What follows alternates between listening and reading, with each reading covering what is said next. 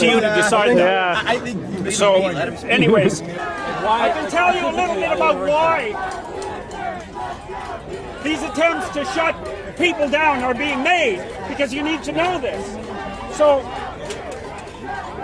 as far as I've been able to determine, this kind of protest is an expression of a philosophy that's grounded partly in postmodernism and partly in Marxism. Now, the postmodern element is basically this. There's no such thing as genuine individual identity. What there is group identity. And you, like it or not, only have the interests of your group. And the whole world is nothing but a battleground between groups of different interests. There's no dialogue. There's no possibility of talking between the groups. It's just a power stage where combat has to take place. And so the reason that speakers with whom the radical postmodernists and the Marxists don't agree are denied a platform is because those people do not believe from a philosophical position that dialogue can bring consensus. And all that's left if you forego that particular principle is this.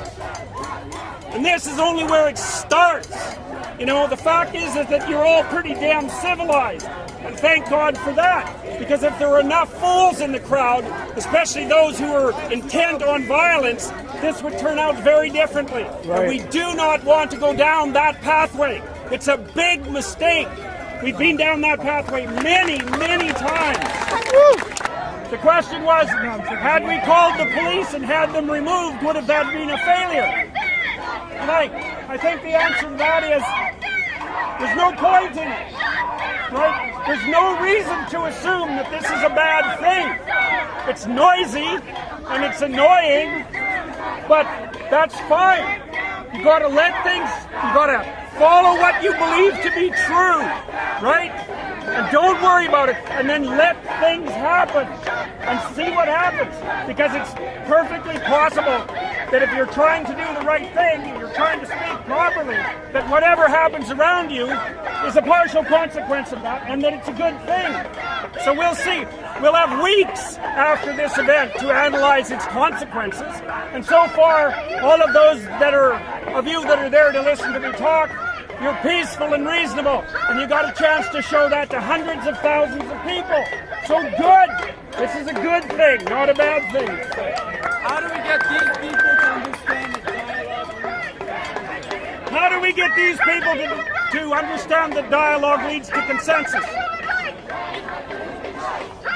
You cannot make people who don't listen, listen. You can't. They have to decide to listen on their own. But you do that by listening. You show them. You engage in dialogue yourself and consensus among you. You do it by example, because there's no getting through this. It's an ideological wall. And the harder you push against it, the larger it'll become.